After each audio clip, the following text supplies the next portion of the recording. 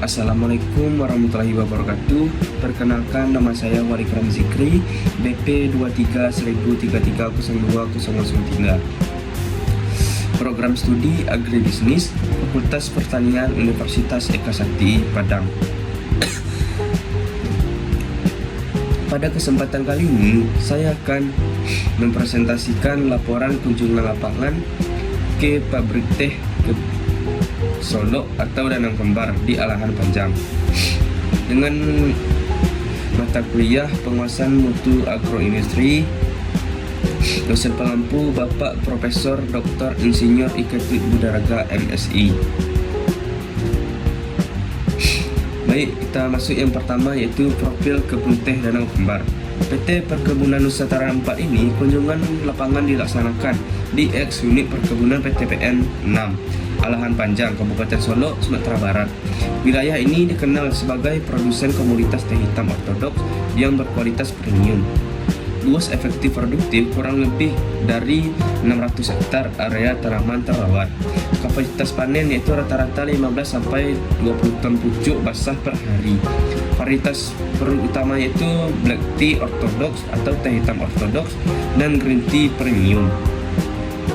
Kondisi geografis perkebunan, lahan penanaman teh memiliki kriteria agroklimatologi yang sangat ideal untuk menunjang performa organoleptik dan biosintesis senyawa polifenol alami daun teh.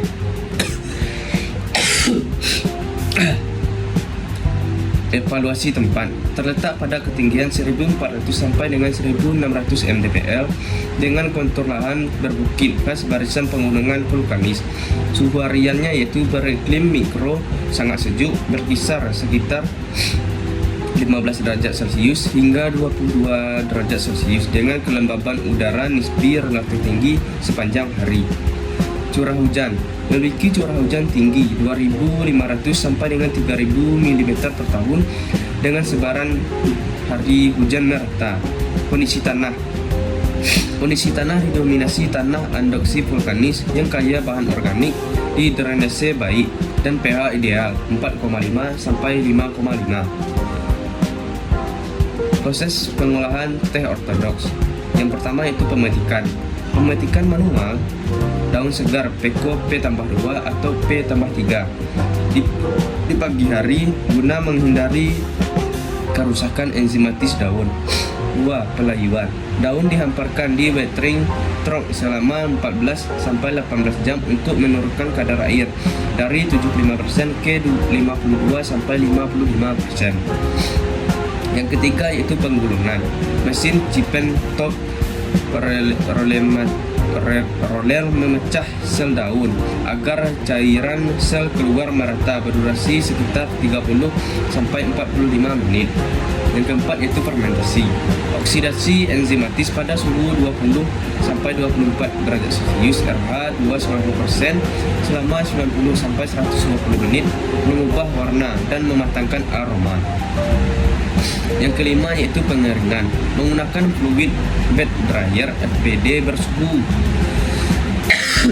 90 sampai 100 derajat Celcius selama 15 menit sampai 20 menit untuk menghentikan fermentasi serta menekan kadar air akhir ke batas aman 3% sampai 4%.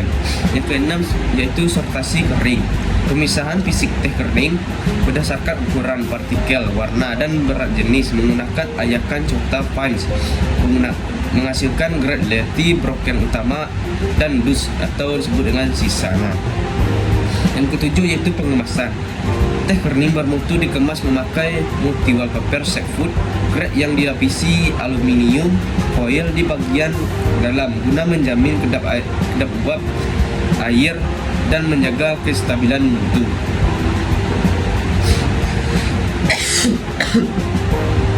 Lanjutnya yaitu standarisasi mutu bahan baku.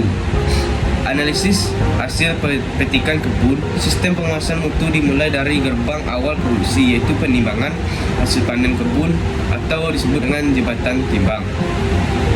Tim Quality Assurance atau QA melakukan pengujian sampai sampel acak melalui perhitungan persentase petikan halus atau Fine Clocking Code. Batas minimal standar kelayakan masuk pabrik adalah 65%, memenuhi syarat atau FS, untuk meminimalkan masuknya ranting tua yang dapat merusak kualitas citra rasa.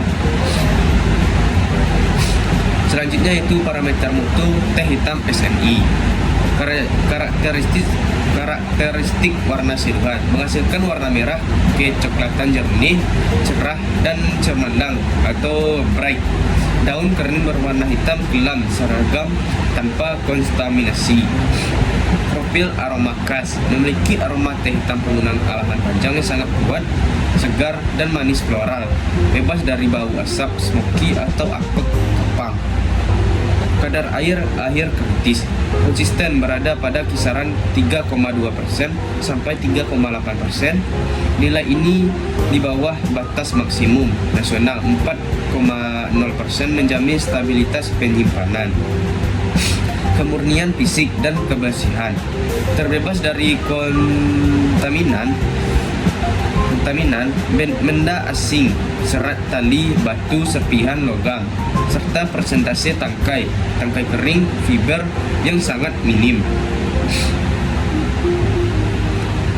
Selanjutnya yaitu sanitasi dan higiene produksi. Sanitasi pabrik dan alat, pembersihan seluruh peralatan, mekanis penggilingan dan area fermentasi dilakukan rutin di setiap akhir penggantian shift. Menggunakan semprotan air bersih bertekanan tinggi guna menghilangkan residu getah teh basah, meminimalisir perkembangbiakan mikroba liar pengganggu citra rasa akhir.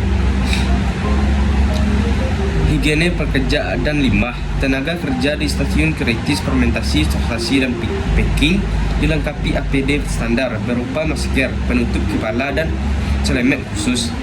Limbah padat seperti serat teh halus, fluff dikumpulkan dan dijadwalkan kembali sebagai produk sampingan kelas bawah atau diolah menjadi pupuk kompos organik kebun.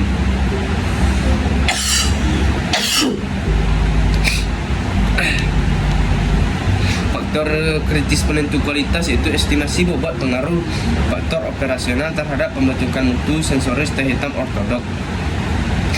Keseragaman bahan baku pucuk berkisaran sebesar 90%, presisi suhu dan waktu pelayuan sekitar 85%, kondisi fermentasi 80%, kadar air akhir pengeringan mencapai 95%, kadar akhir memegang kontrol kritis tinggi 95% untuk mencapai penurunan kimiawi selama masa simpan produk di dalam gudang transit. Analisis masalah dan rekomendasi. Permasalahan di lapangan, tangkai tua dan daun rusak sebesar lebih besar dari 35% sering dijumpai pada pasokan sore hari akibat faktor kelelahan pemetikan manual, fluktuasi suhu ruang fermentasi saat terjadi hujan lebat karena isolasi ruangan yang kurang optimal, rendahnya kepatuhan APD, khususnya penggunaan sarung tangan steril oleh operator sortasi kering. Rekomendasi solusi teknis, implementasi sistem bonus intensif bagi pemetik yang mampu mempertahankan target mutu MS lebih besar dari 70%. Modernisasi sistem sirkulasi udara ruang fermentasi menggunakan instalasi sistem kendali AC tertutup otomatis atau HVAC. Pengawasan ketat terjadwal oleh supervisor pabrik serta pemasangan rambu peringkat K3 di titik stasiun kerja. Jadi kesimpulannya itu, implementasi penguasaan mutu di PT Perkebunan Nusantara 4 unit usaha Danau Kembar Solo telah dikategorikan baik. Proses pengendalian dari hulu ke hilir berjalan terarah sesuai standar regulasi nasional SNI teh hitam ortodoks, menjamin kestabilan rasa, aroma dan daya simpan produk. Baiklah, mungkin segitu saja video presentasi dari saya. Apabila ada kesalahan, mohon dimaafkan. Terima kasih kepada Bapak Profesor Dr. Insinyur Iketut Beraga MSI sudah mendengar presentasi dari saya. Akhir kata, wassalamualaikum warahmatullahi wabarakatuh.